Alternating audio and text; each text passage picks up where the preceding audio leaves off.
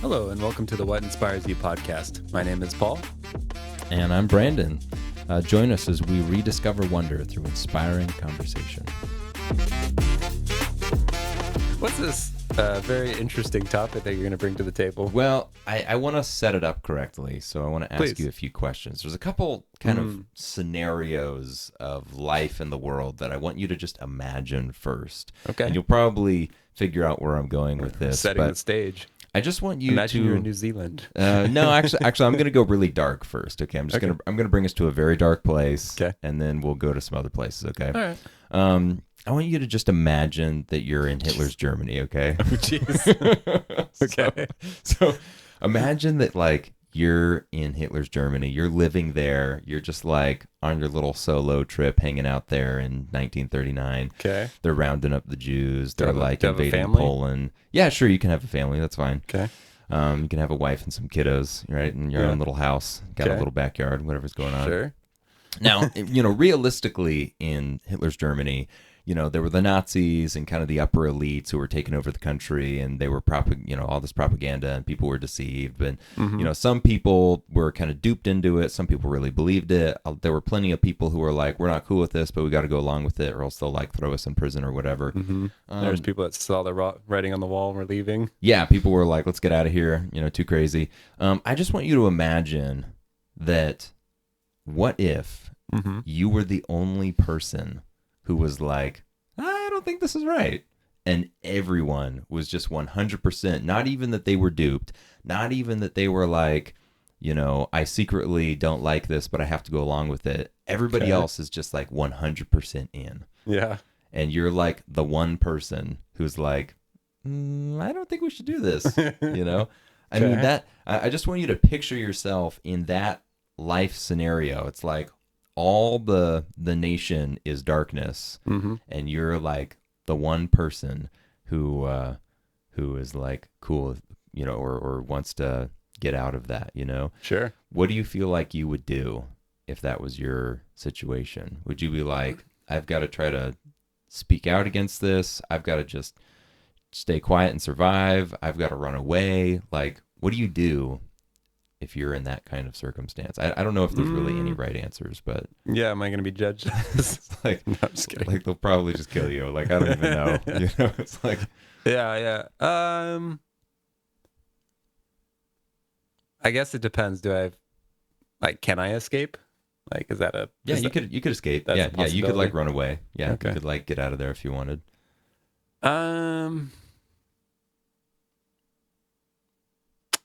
Yeah, I don't know. My decision making is very much spirit led, I guess, or it tries to be. So usually it's whatever that's telling me at the moment. So it's hard to say like a full hypothetical. But yeah, I think if it looked like it wasn't salvageable and I wasn't being like actively called to be there, I'd probably leave. Yeah, like they're not like trying to change their minds. Yeah. It's like you come home from work and it's like, oh, hey, neighbor Bill over there. What have you been up to today? Just some racism. Trying to kill some Jews if I found any, And you're like, oh, okay, I was just working at the bank. Okay, bye, whatever. Yeah. And you it's like they're not into it. Like they're not into like, hey, maybe that's wrong, just killing people because you don't like them. Like they're like, no, I think it's good, Yeah. I mean, this is definitely a very extreme view. Very extreme situation. Yeah, right? yeah. Very extreme. Okay, sure. Super, super dark. Okay.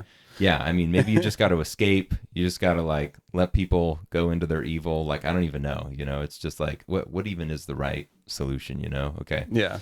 All right, so we've set the stage with piece number 1. Okay. I want to set the stage with piece number 2, and you'll probably figure out where I'm going with this when I say this one. But I want to just think about like projects you've worked on in life. Okay. I want to just think about projects like, writing books or creating Lego pieces or building the yurt or like doing interesting things that you've made. I've never started a Reich, if that's what you're asking. No. This is separate. This is Okay. This is a different imaginary piece. Okay. Just need to state that for the record. When you made like the 4th Reich and the 5th one? No. Okay. So what would you say has been the biggest, or I want to say the longest in terms of time You know, Mhm. what has been the most time consuming project you've ever dedicated yourself to? You know, like we've been doing this podcast for like 11 months. It's honestly probably You this. know, even what even, you know, like traveling somewhere, Yeah. building something, Um, hobbies. I mean, anything that you're like, I've dedicated so much years to this thing. yeah, as an air person, I have not dedicated a lot to anything. Okay. So probably honestly this podcast is like I mean either that or like a sport maybe. Okay. Like I definitely consistently played like frisbee for years at a time or Okay. um yeah, that's probably the thing I stuck with the longest, I would say. Okay. I think from the time I was like 15 to 19 I played at least once or twice a week. Okay. So, Yeah. yeah. If you were to start something right now, something totally new, like you've never done this thing before, it's not something you're already doing, it's not like your faith in God or anything like that. If you were to start something I like guess, totally yeah. new, My and faith you were is probably the longest running consistently thing. yeah. If you were to start something totally new and you're like, I am going to be committed to this thing for 10 years Mm-hmm. and I am going to like do it until it's done. Mm-hmm. What can you imagine anything in your mind right now that you would like be willing to have that much commitment to? That's like new, something you're not currently doing. Yeah, I think like, I mean, I'm in the process of joining the Orthodox Church, so I could see that being a 10-year thing at least, hopefully a lifetime. If I got married again, I could see that being a commitment that I'd happily take on. Yeah. I would hope we could do this podcast for another 10 years. Yeah, that'd be good. That would that'd be nice. And then probably doing world building for my story would be another thing that I'd probably stick with for probably the foreseeable future. Yeah. Rest of my life, I'd imagine. Yeah. That's cool. So That's cool, man. yeah. All right, let me tie these things together. Here's the okay? trick question where it all gets reversed. No. It's just my inspiring thing of this week was Noah in Noah's flood. Right? Does it come together now? Yeah. Because I've been reading, you know, Genesis 6, 7, 8, and just looking at the stories, and I actually brought my Bible too. Nice. So I flipped to some stuff and read a few things. But I was just thinking about how it's so intense. Before the flood, it's like pretty much the whole world was wicked, and it literally doesn't seem like anybody is like against the wickedness except like Noah's family. Yeah. Like Noah, his wife, his 3 sons, their wives, maybe like his parents or grandparents who passed away before the flood. Like maybe they were like, we're not into this, you know? Like theoretically, people were all kind of living in like different little cities and civilizations. Maybe Noah and his family was like, we're going to separate from them and like go be shepherds in the forest or something. And like, we're going to do something different, like just get away from the weirdness. But it's like pretty much everybody is just given into this lifestyle of evil. And it just made me think about what's the most recent occurrence of like insane evil in our world and history. And that's COVID? well, yeah, that's the thing. But I mean, like World War II was what came to my mind, at least. Yeah. I also was watching a World War II movie last night. So okay. it was kind of on my brain. Yeah. But I was thinking about that and looking at like, man, what, you know, at least in World War II, you had other nations that were like, no, this is wrong. Like, we're going to fight you. Like, don't take over the world. We want to stop you. You had like, you know, the Axis forces versus like the Allied forces. But it's like, imagine a world where you have these nations or groups of people that are like, yeah, let's all just do evil. And there's literally no other nation who's like, that's wrong. We will stand up for justice. Instead, they're like, you're going to do your evil? Well, we want to do evil too. Let's just all do evil. And like, maybe they're doing different kinds of evil, but still just like everybody's into it, you know? So I come to this verse here, which is Genesis 6, verse 5. You want me to hold your microphone for you? No, it's okay. I just have to make sure I can see it.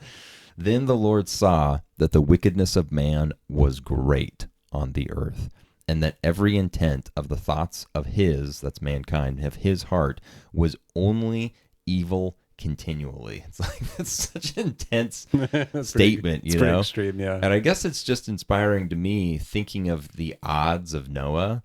It's like, I just think of how hard it would be if you were living in Nazi Germany and you knew it was wrong and you're just like, how do I survive this? Like, I can't, like, if I speak out, I'm dead. If I try to help out, I could die. If I try to like escape, I could die. Like, it's just like all these dangerous options, you know? It's like, what do I do right now? And you just think of, I'm just thinking of Noah, where it's like, it's not even like, well, let's go run away to Switzerland or to America Yeah. and like try to escape. It's like, no, there's just nowhere. Like, Yeah. just everyone's evil. Yeah. Like, that's just it. You have to like prepare for the coming monsoon. Yeah. It's crazy, you know, like that level of intense evil, you know, it's just, everybody's just chill with that. It's like, yeah, everybody Yeah. do whatever they want, you know? Well, I do wonder if it's like, you know, with that kind of thing, if it's a case of like, okay, is everyone just like murdering everybody? You know, is like that level of evil, or is it just like everyone's heart is like completely hard? You know, it's like where it's not necessarily like even just a, you know, like totally chaotic anarchic state, but everyone's just so like, you know, selfish and you know, like turned off to the needs of other people or something like that, you know, that it's just creating all these problems and stuff like that. Yeah. So it's not like what we would think of as like, you know, extreme evil, but it is like a total callous, like, you know, shutdown of humanity in some way. If it was like a murderous rampage evil, then it's like, well, why do we need a flood? They're just killing themselves, you know? It's like, maybe we don't need a flood, you know? Yeah, so it's like it probably was something that was not only crimes against humanity, crimes against like their own divinity of God's image on them and like who they are as a human being. Yeah. And then obviously crimes against God, you know, probably idolizing, you know, demonic powers and not worshiping the true God and things like that. Yeah. But, Yeah, there's actually a really interesting thing with basically iconography and people, because like icon just means image. And so like in some sense, I've heard it said that basically like the first commandment was don't make a image basically of God, was actually not because images of God are bad, but it's that people are supposed to be the images of God. And so when you make like a graven image, you're replacing people from their like rightful place as like, you know, the image of God on the earth, you know, the icons of God walking around. Yeah. And so it was kind of like a cool idea of like, oh yeah, okay, you're like, you know, usurping people's place as the true like icon in some sense. But yeah, no, it is interesting to think like, you know, what does all evil all the time mean, you know? Yeah. It's like it literally, like, what did it say? It was, yeah, the thoughts of their heart was only evil continually. Like, that's such an intense statement over like a people group. It's like I couldn't even say that over like the Nazis. It's like some people, their heart was probably evil continuously, like maybe Hitler or some other people. Dude, some but of it's the like, scientist people are like insane. yeah, some of the scientist people, but there were other people where it's like, well, I don't know. They probably were just like the Hitler youth who were deceived. Like, I don't know if they were like evil continuously. Like, they did evil things and they had some evil thoughts, but like, you know, they kind of were just like brought up wrong in some bad ways. Or maybe there were like people of the German nation that were just like deceived, or like were they like only evil continuously? Like, I don't know. But it's like, wow, that is such an intense descriptor over like a part of human history. I mean, I don't know exactly what the numbers were in Germany, but I there was a significant portion of people that were like, you know, helping out Jews and you know, doing all these like kind of subversive things to the regime, you know, during the whole time. So it is kind of interesting to see that, even there wasn't like 100%, you know, block of people that were just like hell bent on, I mean, I think causing destruction. I'm pretty sure that Hitler had, I want to say like 15 different assassination attempts in those like 6 years of him, you know, waging war. It's like, that just seems insane. It's like so many people within his own nation were just like, let's kill this guy. Yeah. You know? Yeah. Yeah. Well, that's the thing, you know, it's like, it actually kind of ties into what I'm going to talk about a little bit later, but, you know, the idea of like, cause I'm going to talk about a little bit of travel stuff, you know, but you know, this guy that I've been watching who travels, you know, he's like, he goes to these places where, you know, people might typically have a pretty harsh view of the place, like the Middle East or whatever. And he's like, these people, you know, it's like the Taliban is like 0.01% of this country or whatever, but they get labeled with this stigma where they're like, we don't want to be associated with the Taliban just as much as like any, you know, it's like we get lumped in with these people, even though they're like, this represents almost nothing of our country. Right. You know, and he's like, you know, it's fair for me to like, you know, it's like, I don't want to be, when I go abroad, I don't want to be lumped in with my government. Like, I don't agree with, Right. 80% of what my government's doing. Like, why, should Or I even be? the celebrities out of Hollywood. It's like, well, Beyonce doesn't speak for all of us. Yeah, Taylor Swift isn't the end all be all. Yeah. Don't look at Taylor Swift and think we're all into that. Yeah, exactly. Only junior high girls are, who then got older. Yeah. So, it's like that idea of, even when you're in a country and you're supposedly represented by it, it's like that's not even the case most of the time for a large majority of the people. Right. And so, as they say, the silent majority, right? So, but Noah's an interesting figure. Yeah. For sure. So, no, there's kind of, I think, there were two parts. I mean, there's so many parts to the Noah story that I think are inspiring, but I just wanted to sort of pick apart these two specific aspects.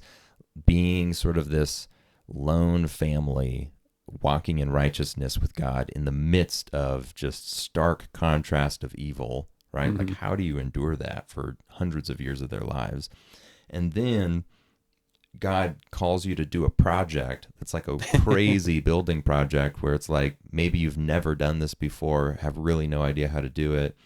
The instructions in the Bible are pretty vague. It's like this big by this big. And like, okay, is it a box? I don't even know what a cubit is, God. I don't even know. Like, what is this thing?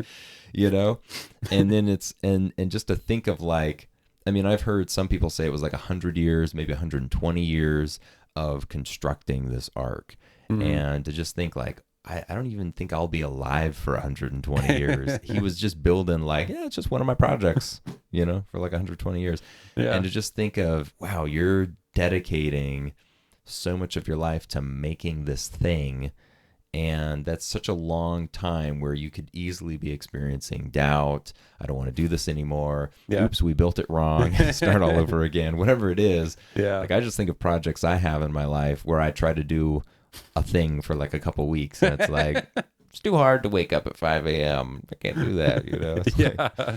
I make it a couple weeks and you're like, kind of lose the plot of why you were even, the thread of why you even started it in the first place. Exactly. I know you do a project and it's like, man, I'm halfway through mowing the lawn. Why even am I doing this thing anymore? Like, why? I was trying to clean my room and it's too hard. It's like, I just, I don't know.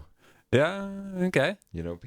People dedicate themselves to projects, and I think there's a lot of, respect we have for those people who can spend large portions of their lives making something, whether it's art or a structure or a hobby or a skill set or whatever it is. Mm-hmm. And I just think it's really inspiring that Noah would have constructed like basically a new sort of wonder of the world at the time construction. With the help of, his family. Off nothing but faith. Yeah. Just because like God told him to. Yeah. Just what a countercultural thing to do. Yeah. Pretty wild.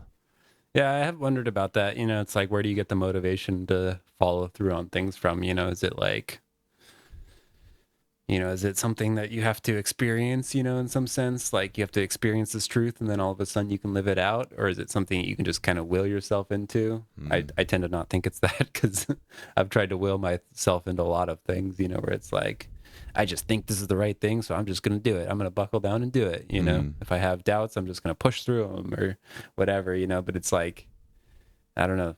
Those things never really last to me. Like, there's always, like, if you're just forcing yourself to do something, usually like the doubts will win out, or erode your motivation over time, or you won't have whatever the intrinsic motivation is, I guess, to do something. Whereas like if I've had experiential knowledge of something, like that's a much higher state of motivation for me. Or there's other things where it's just like, for whatever reason, a switch flips and I'm just able to do it. And I don't know what that is or what starts that, but I probably attribute it to God in some way, for sure. But I wonder how much of Noah's motivation was, man, I should build this thing because the world's gonna end, or if it was like, he was the first prepper. Yeah, that's right. He was the first prepper, dude. Oh man, that's a whole nother side tangent. Or was it like, wow, I'm going to do this thing because like God chose me to like do this, and so I feel really special, and like I feel like I want to obey God, or I don't know. It's like how much of it was almost that like fear instinct versus the like the weird like conspiracy thing, like a self-preservation or something, versus like, oh, I want to do this because it's the right thing to do, or I don't know. Yeah. Well, I think actually that this gets into a really interesting, area where it's like I think the strongest motivations are ones that have like overlap between multiple areas. So it's like, for me, like eating healthy, it's like I feel like it's the right thing to do. I've had experiential knowledge that it feels better to eat better. When I don't eat well, I feel terrible. So it's like all these compounding layers that like really give me very high motivation to like eat pretty well. And so it's like not through any sort of, and I mean, yeah, it's not like through an intellectual thing really, but I mean, part of it's intellectual, but a lot of it is experiential as well. So it's like just from top down, everything is kind of aligned into that pattern for me, that it's like, oh yeah, like to me, there's almost like no reason not to eat unhealthy now. Like I don't have any motivation except like maybe, just some random hedonistic urges to like indulge, or something like that. But yeah, so I think when you can stack those motivations and find, kind of meaning at every level of your endeavor, it really becomes something that you can stick with long term, I guess. And so I'd imagine it's probably the case for Noah, where, he felt the calling. He was a little bit afraid of his neighbors. Weren't they like mocking him and stuff? So I think so, yeah. Yeah, maybe he was a little bit of a fiery soul, and that just like added fuel to the fire. He's like, I'll show you. You're gonna mock me. So maybe he was a little rebellious or something too. I don't know. Yeah, maybe. But yeah, or contrarian maybe is the right word. Where it's like someone's like, that's not gonna work. He's like, just gives him all the fuel he needs. He's like, oh, it'll work. So oh man, yeah, maybe he just, and it's like I wonder too how much with the neighbors, how much he would be like, no, like you need to help me and believe in this and you need to get in, or if he's just like, I ain't telling you nothing. Like, screw you, man. I saw you steal one of my sheep 500 years ago. It's like, he's like, it's starting to drizzle. I see some rain clouds overhead. Like, break out your umbrellas. I ain't telling you to get in this thing. Yeah. Build your own boat. Yeah, I don't know. Yeah, no, I could probably, if he was righteous, he was probably not doing that. But yeah, I would imagine that he was like trying to tell people, and they just were closing their ears to it. Probably, yeah. Or maybe he, the waters were slowly coming up, and he was like, $50 a pop. 20 more minutes, it's going up to $100 a pop. I don't know. 2 animals max. Oh man. Yeah, no, yeah, and probably, yeah. I mean, usually like, the interesting thing about that when you're doing something so countercultural is like whatever you're doing, it's kind of becomes like a mission statement or it's like it's some sort of evangelism in some sense, when you like do something so countercultural, no matter what it is, spiritual or not, it's like if you put yourself out there and like stand against culture, it becomes like this thing that not necessarily like judges culture, but it's like a mirror, that you're setting up. So you're like, you kind of set forth a different standard or a different way of doing things. And all of a sudden it becomes like this, people who are like going about things in their day, like in a very just straight way, I guess. All of a sudden it's like you add this kind of element that's like causes self-reflection or is like I want to say like critical, but it's not like, like a criticizing way, but it's just like you add another way of looking at things by doing something differently, I guess, to like cause people to like self-reflect on the way that things are just going, I guess. It's hard, having a hard time saying well, that. It's like when Harrison, or not Harrison Ford, when Henry Ford, when Henry Ford makes a car, it makes you reflect on like, why do I have a horse? Like, should I keep this horse? Should I get a car? Now I don't know. It's like when everybody gets a smartphone, it's like, do I still want my dumb phone or should I be getting that thing, Yeah. Like as soon as somebody does something that's so wildly different that you're like, oh, I've never really thought deeply about why I do this thing the way that I do. I didn't even know that there was another way to do that. That's so interesting. Yeah. Then you ask those deeper questions. Exactly. Yeah. Yeah, and so it makes you like examine your own culture when someone is like living very countercultural, You're like, oh, wait a second. Okay, there's other paths here, like should I really be on this path? And I guess they all decided they should be on I that guess path. those people just weren't really, yeah. It's like either they just weren't thinking about it or they did and decided something different. Like, I don't know. you know? Yeah. And so, Yeah. yeah, no, that's a wild thing though, to have that much conviction, I guess. Mm-hmm. And so, yeah, you gotta stick to your guns. That's for sure. Yeah. Or stick to your arc. Yeah. Stick to your arc. Stick Yeah. to your boat. Yeah. Yeah. Yeah. No, and like, I guess it probably helps having a family too. Like, at least you have like a little bit of a support structure. Well, okay, so yeah, and that's another thing I've thought about before is like I'm assuming that his family was all chill and they were, on board with it, especially his wife and kids because they like literally got on board the boat. But I even think about, because assumably he started building this boat when he might have had like his parents or even grandparents still alive. And I think that they probably passed away within the time of him building the boat. So it's like part of me wonders if they were like helpful with it and they were like, yeah, we have ancient wisdom of construction and whatever, and so we'll totally help you build this thing. Or if they were also kind of given over to the evil and they were like, nah, man, like don't build that boat, that's stupid, Yeah. like come do shrooms with me, whatever. I don't know, they were not to say the shrooms is like evil and apart from God, but just whatever, they were doing their own thing. Sure. Stealing sheep. They're stealing sheep. Yeah. Yeah, no, yeah, that is interesting to think.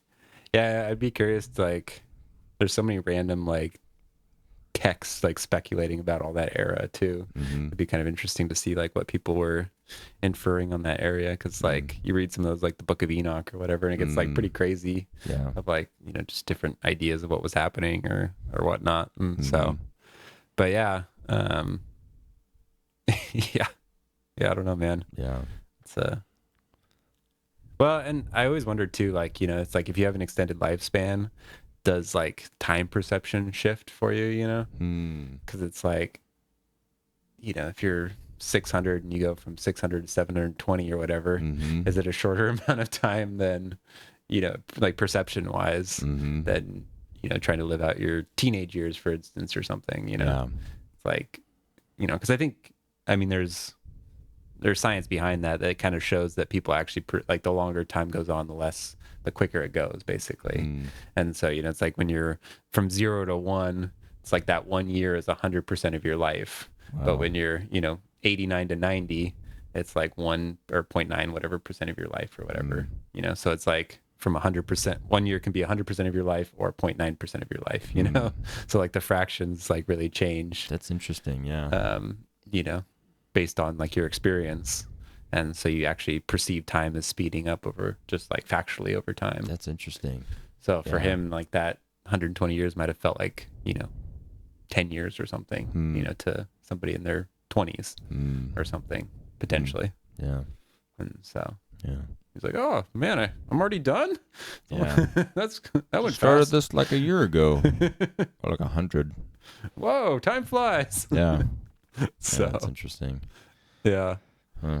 it would be interesting. But yeah, so yeah, I find it inspiring, the dedication to something in the midst of complete evil, yeah, in the midst of the one person going upstream. You Yeah. know? Well, I mean, we got our little test of that with COVID, it's Yeah. like, and that was more like 50-50 probably of the population was like split, even though people like to pretend it was more lopsided one way or another. But yeah, and so that was kind of a weird time where everyone got to see where they fell on the fence, Yeah. as far as all that. Yeah. And so, Yeah. yeah, I'm sure we'll have another test in the near future. See where people can put their foot down for what they believe in one way or another. Yeah. Yep. So. If COVID happens again, I'm just gonna build a boat, sail out into the ocean, Yeah. maybe in the middle of a lake, so I have drinking water. Oh, that's smart. Yeah. Yeah. You can boil seawater, I guess. Gonna go out into the middle of Crater Lake, super Nice. deep lake, Okay, I'll join build an you. underwater city Oh, nice. Little Atlantis going on. with the lizard people. Careful you don't bump into Mark Zuckerberg right down there. Oh man! All right, there's my thing, Noah. Okay, it's pretty inspiring, dude. Yep, there it is. jumping into travel. I've been watching some travel bloggers, and yeah, it's just, for me, it's been inspiring. I think if I had to pick one word to kind of sum it up, it would be culture. And just seeing, you know, both how different people live and how similar they live in some regards. You know, it's like you can go anywhere in the world, you find massive differences like on the surface, but then you kind of like dig a little bit down and then you find a lot of commonality as well between people, you know, even though the culture is like, you know, kind of the veneer of it looks super different at first. And so I've been watching a lot of specifically like the Middle East and also Appalachia. And Appalachia? Or Appalachia, whatever you want to call it. Like the Appalachian Mountains. Appalachia? I think they pronounce it Appalachia, but yeah. Chowowski? Exactly, yeah. The Appalowski? Yeah. Anyway, I don't know. So pretty much like, you know, watching these like two like super weird, or I guess maybe weird's not the right word, but like super different cultures. Diverse. You know? Thank you. You know, where it's like just like super deep South kind of culture where it's like, you know, pretty rural, and then also like pretty traditional like Arab culture and stuff, you know, where it's like some in the cities too, but like a lot of rural, you know, kind of Pakistan or Saudi Arabia or these areas and stuff.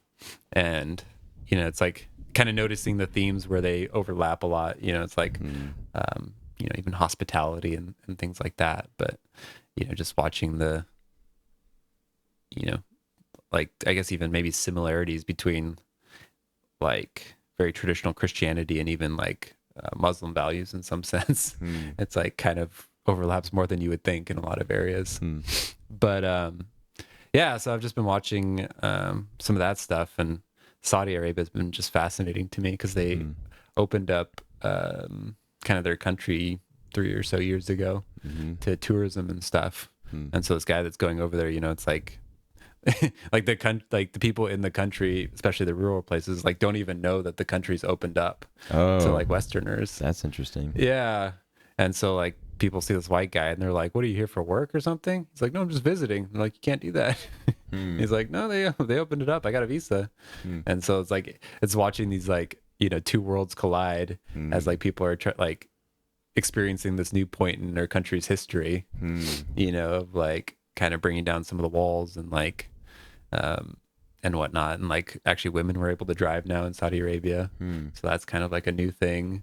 And it's like watching these cultural benchmarks through the eyes of the people is like super inspiring, you know, because he's just interviewing, you know, different people, women, and like, how does it feel to be able to drive? And they're like, we actually didn't even know until like a week before it was going to happen that like, you know, the government was making this change. And then all of a sudden they're like, yeah, everyone was like celebrating in the streets, and, you know, people were like lined up outside the not DMV, but, you know, it's like the whatever place to get your permits and stuff. And, you know, he's like, was there a ton of accidents in like the first week, you know, or whatever, or like, you know, with all these new drivers on the road, nothing against women, but they're like, no, actually we get like, you know, lower insurance rates, and like, cause women are just generally safer drivers. And he's like, but no one's been driving yet. And they're like, yeah, but just overall, it's been actually fine. And yeah, so it's like just exploring all these like things that we take for granted, like happening for the first time in a different country or whatever.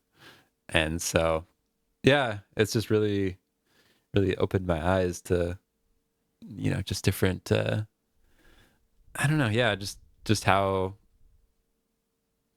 you know, like the cultures really operate at these deep levels, but then it's like, you get also this thing where people just, you kind of get used to what you know, right? So if that's your culture, like there's nothing weird about it to you. That's just your culture, you know? So it's like, you know, he's asking, you know, like a lot of these women or whatever, did you feel oppressed before? And they're like, no, not really. You know, it's like, that's just how we lived. And it wasn't like this big deal, you know, to them.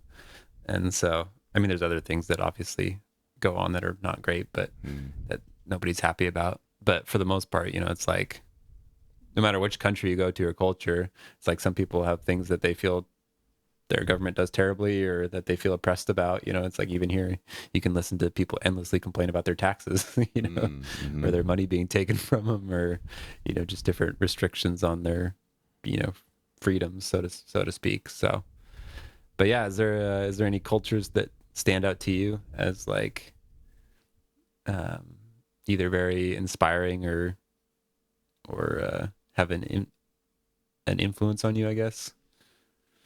French culture. Yeah, I was thinking, yeah, French culture, maybe even Japanese culture a little bit as I've gotten older. Mm. Yeah, it is interesting how much you can find, diversity of culture going across different countries. And then yet, when you look at the individual's life, there's so many similarities. Well, it's like they sleep and eat and pee and poop and need light and water, just like in social community, just like everybody else, Yeah. And they've got their political views and religious views, and it's easy to kind of dehumanize people who are over there on that other little space on the map who, we've never been there. We've never met people from that place. And Yeah. we just have like movies to, dramatize unrealistic expectations of what those people are like or their lives or whatever. But Yeah. then when they're like, yeah, I've got like a job and Yeah. I wear jeans and like I have an Instagram account too, it's like whatever it is, it's like, oh, I thought only Americans were like that and Europeans. Sure. Yeah. Like, how dare you from, Iran be like that, whatever it is. Yeah. Yeah, it is interesting. Yeah. It's funny because I was watching this guy, and he's like, when he went to Saudi Arabia, they dressed him up in like traditional like Saudi clothes or whatever, some friends, and then he like went out, and then like half the people he was interviewing were like in like jeans and a Captain America t-shirt, That is so funny. Yeah, okay, I remember that when I was over in Europe last time. Yeah. There was so much like America paraphernalia that was just like, well, like even like t-shirts that just said like Montana on it or random things, Yeah, or I like a love New statue York. of, I love New York. And it's like, this isn't even in New York. Like, why are people in Paris Yeah. buying shirts that say I love New York on it or whatever it is, There was even like shoes that had the Confederate flag on them. Oh geez. And I was like, I don't think people even know. Are you sure it wasn't the Union Jack? No, I'm pretty sure it was the Okay, Confederate okay. flag. No, I think I might have taken a photo of it even because I remember Oh, being yeah. kind of shocked by it. Yeah. Yeah. No, there was That's just the edgy American brand. so many weird things where it's like, this is just like weird America stuff, and people don't even really Yeah. know, like, why are you even buying this? Like, I don't know, it's just weird. Like none of the symbolisms there, or Yeah. maybe some of like the subconscious symbolisms there, but yeah, Mhm. just enough to inform. Yeah. Yeah. Yeah, no, I do wonder about that. I wonder why people even wear those kind of shirts in the United States, like just like some generic thing that says Montana on it, or like some town. It's like, do you Yeah. want everyone to know you went there? Like, what's the, Yeah. I don't know. Or do you want connection? I guess to someone be like, hey, I know Montana. Yeah. Like, I never get that. Yeah, I But- don't, like, maybe people wear it for, memories of, like, this shirt, actually, this is actually the oldest shirt that I've ever owned. This shirt It still fits is you almost. 15 years old. I know, yeah. Well, it was pretty big when I was young, and I Grew got into it. it. My sister bought it for me when we were in Thailand on a mission trip, and we did a day where we went over into Burma, and she bought this at like a weird random flea market and gave it to me, and I've like worn it ever since. Somehow it's like the oldest piece of clothing I have, but it's like, this was just like, hey, over in Burma, like people just want to have like random, Yeah. like sleeveless military style shirt, whatever. Fit right in. Yeah. Nice. And, there's just whatever clothing people have over there. Like, that's just normal. Yeah. Yeah, it's that's cool. Yeah, I've definitely been inspired by like, and you get this more like even in kind of Eastern Europe as well a little bit too, but in a lot of the Arab countries and whatever, it's like hospitality is huge. So it's like, it's so cool like watching this guy, just he'll be driving through like a little random village in the mountains of Pakistan or whatever. He'll stop on the side of the road, ask for directions. Like the first thing they do is offer, like, bring him inside for tea. Oh, wow.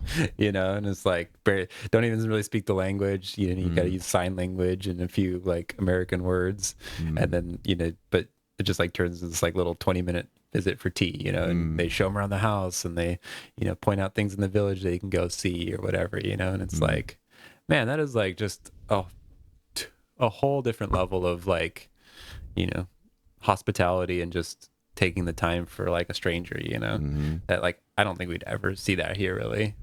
Like maybe in the South occasionally, I haven't been enough to know, but it's like just like a total stranger, like because he was kind of pointing it out, and he's like, dude, imagine like you're, you know, like at your house, like some Arab guy pulls up at the bottom at the bottom of your driveway, Mm-hmm. and you just like invite him in, give him a tour of your house, and like have a meal. Yeah. It's like that's not gonna happen. It just seems so random. Yeah. Just Yeah. like, no, there's a hotel down the street. Exactly, over there. right? So it's like that would just never happen here. Mm-hmm. And so, yeah, it's just kind of wild that like that kind of still exists in the world to some extent. And it's like such a level of trust and just kind of openness, I guess, that it's like I feel like that could be kind of missing, in some sense. And it's like a cool cultural aspect that would be like really nice to integrate more into our own culture, of just seeing hospitality and whatnot. Because like especially in ancient culture, like hospitality was like one of the biggest things you could do to like show you like virtues basically that you could like adopt, and so like in every culture basically, inviting people in, feeding them, all these kinds of things. You think of Abraham, even like that was the big thing there. But Sodom and Gomorrah, like they did not have hospitality. They did not. No. And so, it's like it's been one of these longest virtues that now has kind of died out to some extent. It's like through whatever means, I don't even know. But to me, like watching a lot of this travel stuff, it's like people that kind of like live in those, more not necessarily even impoverished, but just more simple cultures. It's like they all seem to have so much more time, and I think that's like a big factor that I've noticed as far as allowing them to like actually participate in community a little better is just having more time. And so it feels like here, if you wanted to like hang out with somebody, it's like, oh, I can schedule you in between 1 and 3:30 on this day because my week is just so packed, and there's just no time to like have any sort of spontaneity or like, kind of just happen, like you wouldn't just take the time, if you were working on someone's house and like someone wanted to come by and like chat for a couple minutes. You'd be like, I'm on the clock. I can't do that.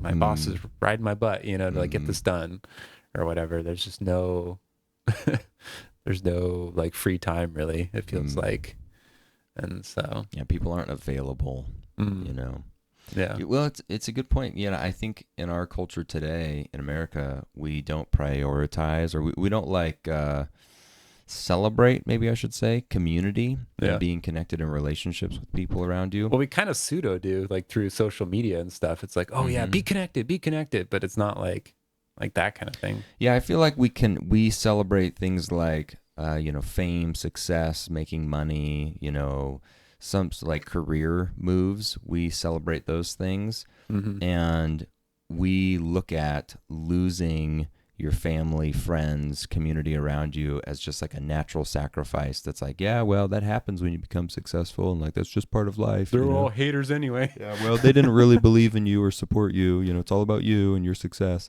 Yeah, and it's easy to get sucked up into that, But it's like in other countries that may not be their priority, and it's like, well, we don't have like an amazing house, we don't have tons of money, maybe we're like aren't quite as well off, but we're really connected with our community, and that's what matters to us. Yeah. Yeah. I kind of wish it was more that way, honestly. Like I try to live pretty simply, so maybe that's just a bias where it's like I already kind of live that way, so I just want that more of that thing. But I don't know. I think it seems to be working for them, I guess, in some regards. So yeah.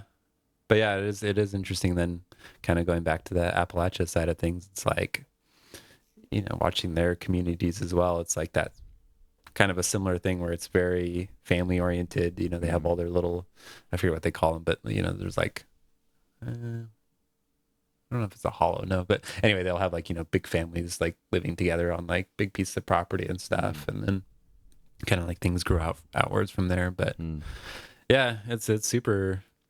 Well, they're all just connected because they're making moonshine. That's all. That's why they're probably. I don't know. They're all just making some nail polish remover down in the basement. Well, in their little hobbit hole deep in the forest. Currently, all their land's getting bought out. Oh, really? By, like resort type places and stuff. Really? And, like Wow. Big like. That's interesting. I don't think of deep Appalachia as like resort town material. Yeah, like a lot of like just like those like gated like community home type places. Oh, interesting. So yeah, Okay. Huh. yeah, it's kind of like, so everyone's kind of getting bought out everywhere. All the nice places are getting bought out for people's like second and third homes right now, which is like crazy. So it was like actually kind of relatable to Idaho. It felt like in some ways where, they're like, can't afford the land anymore, but then we also get like, all these rich people come in and we get jobs from them. Yeah. So it's like, it's kind of a benefit, but then it's like we can't really keep up with real estate. Okay, wait. I got to just bring something up right now. Sure. Last night, because I'm listening to the audiobook of Lord of the Rings with my wife right now. Okay, narrated by Andy Serkis. Narrated by Andy Serkis. Okay. It's like gold. It's amazing listening to it.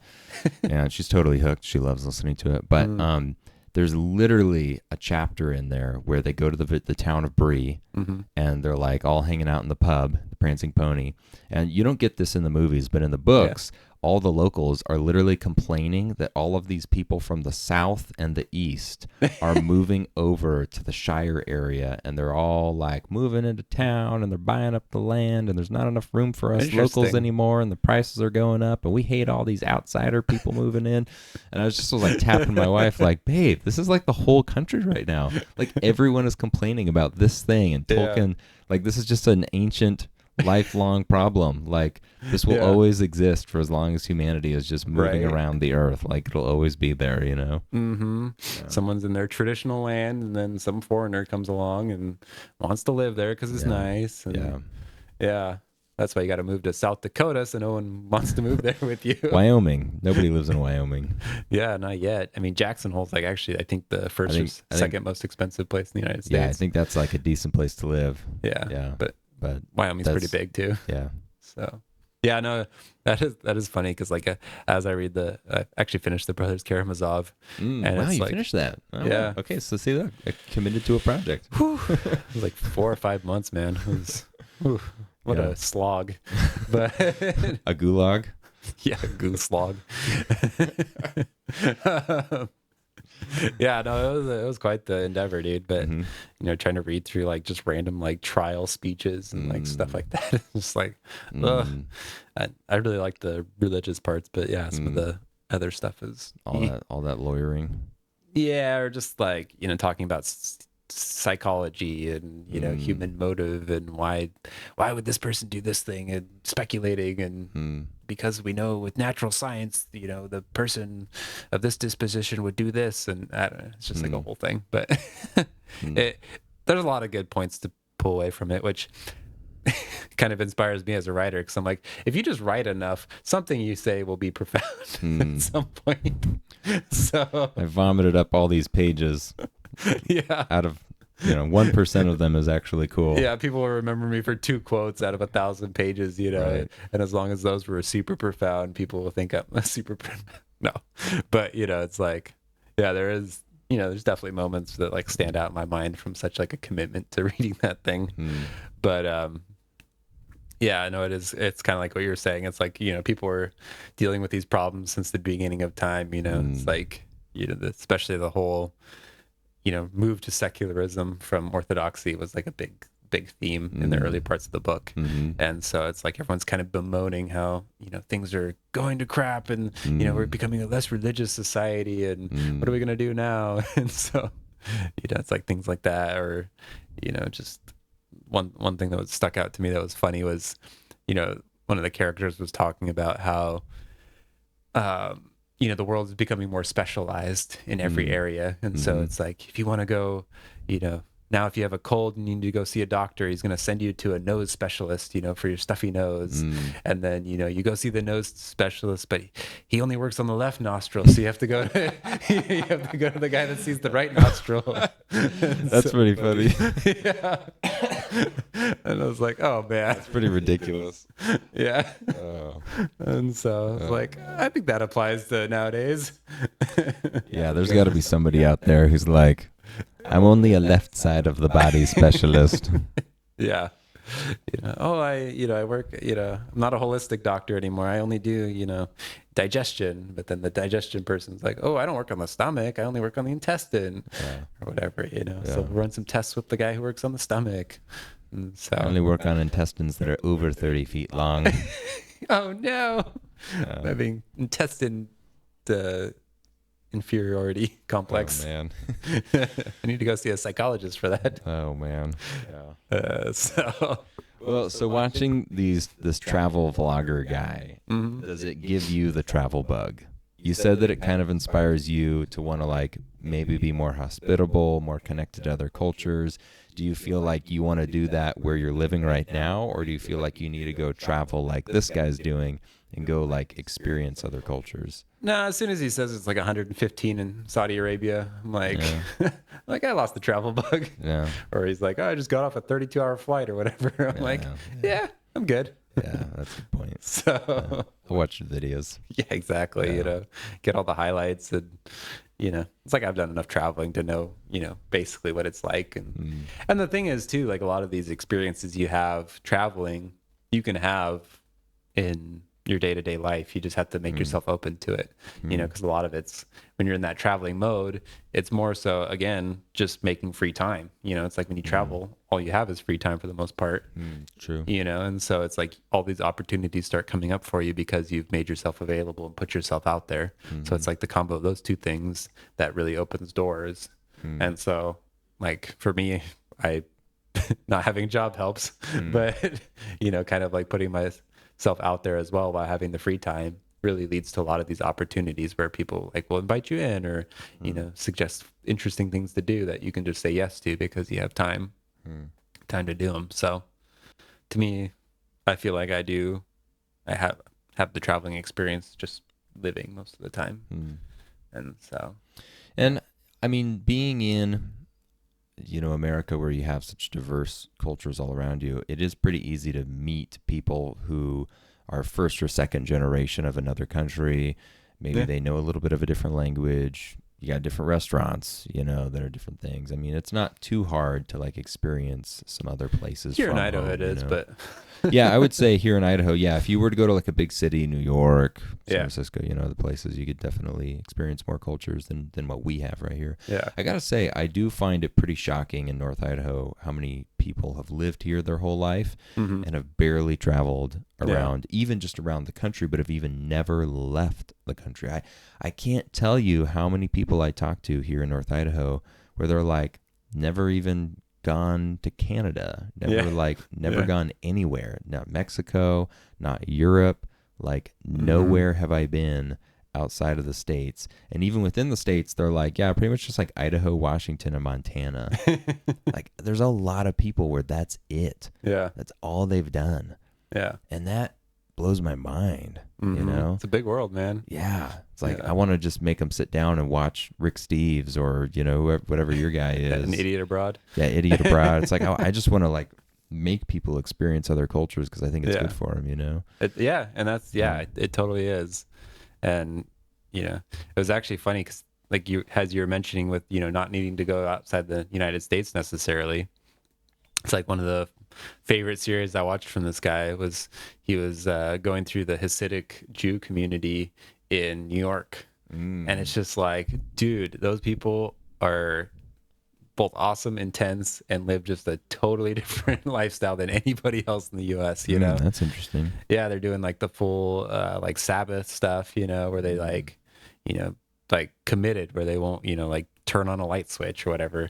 So it's super funny, some of like the workarounds, you know, that they have for not working. Well, there's so much light pollution in New York. I mean, at nighttime maybe you don't need to. So like before their Sabbath or whatever, they'll like turn the lights on that they need on and then just keep them on for 24 hours. Oh, so there's like all these like little loopholes kind of where they can like, I see how it works. Be like, make sure you leave the bathroom light on, you know, because if it's off, we can't turn it back on, you know, on Sabbath. So man, you better not keep, you know, you better not have that light off. It feels.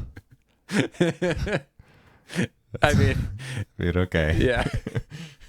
You know, you gotta pick your battles, but it's not like the worst thing in the world, but it feels pretty technical there. It does. It doesn't.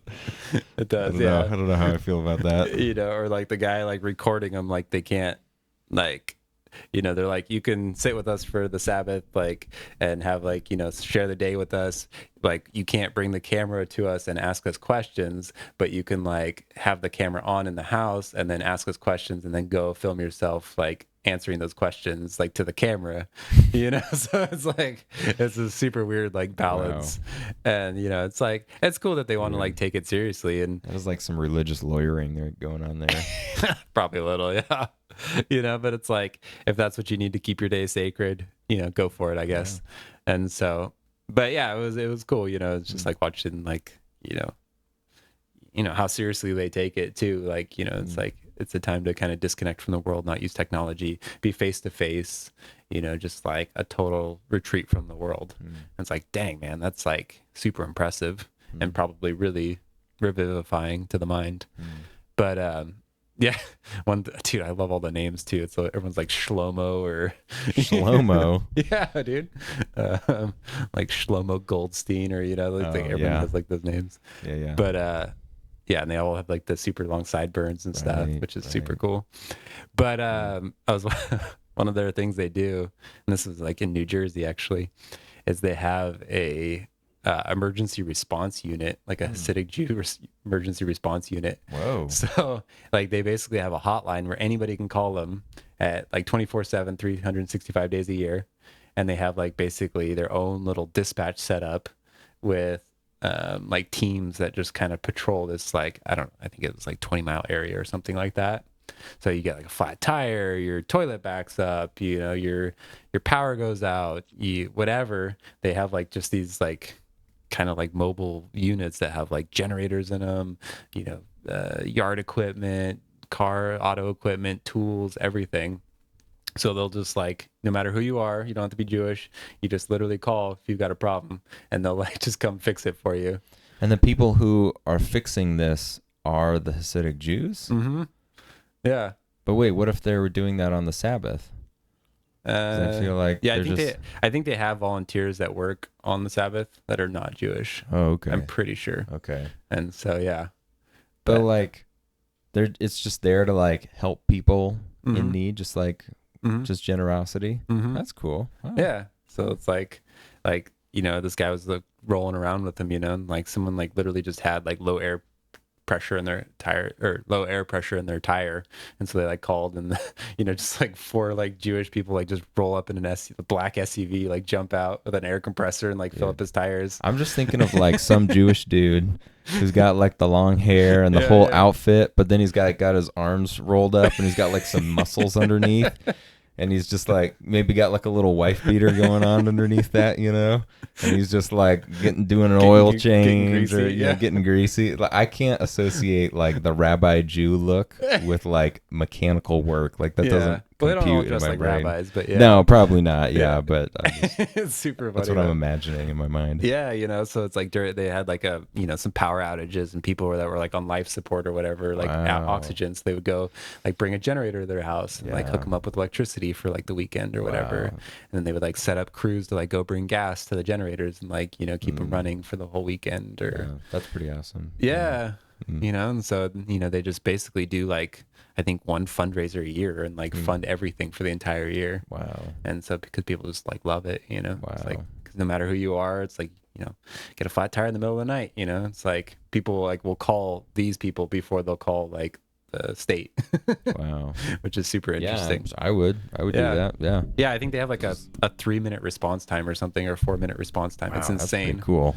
Yeah, so it's like your cat gets lost in the tree, like call them, they bring like a ladder and get your Wow. cat down or whatever, just whatever problem you have. That would be, yeah, you'd probably have some wild stories if you Mhm. were like on that service team doing that. Yeah. Hmm. Yeah, you need help moving a piano, you call them. Yeah. And they just like a bunch of strapping young Jewish lads come and like Yeah. lift your piano up to your room or something. I don't know. No, And so, that's crazy. yeah, isn't that wild? Yeah. Yeah. But I mean, it's interesting, again, fascinating how different cultures just have these Mhm. systems of how society function Yeah. that it's like we're totally not used to. You know? Mhm. I mean, and it sounds like that's just over in New York, right? Or was that New Jersey, yeah. Or New Jersey, yeah. Like Mhm. not even that, it's not even another country or anything. Yeah. Yeah, Yeah. that's so interesting. It's like, such a like sequestered community that they can keep their identity, you know, kind of intact and whatever. But yeah, and then it's like, you know, you see that kind of stuff and it's like, oh, how can I incorporate that into my life, you know, to be more, you know, sacrificial or, you know, giving of my time or my energy. And so, yeah, dude, find other cultures, find what they're doing well. That's right. Incorporate it. Yeah. And if they're pure evil, just let them all die. Get on a boat. Get on a boat. Yeah. Yeah. So yeah. Well, culture and Noah, man. Yeah. Cultures, Noah, maybe travel, maybe don't. Yeah. Make sure you're prepped. Yeah. There you go. There's plenty of YouTube channels. I've learned them all from your. Find a project you can do for like 100 years. Yeah. Yeah. Right. I mean, right. It should be the project of life. Yeah. The project of life. Yeah. Start eating well, exercise. Yeah. Be generous. Learn about other people. Yeah. Yeah. Yeah. Go from there. Yep. There you go. Thanks for watching. Until next time. Peace.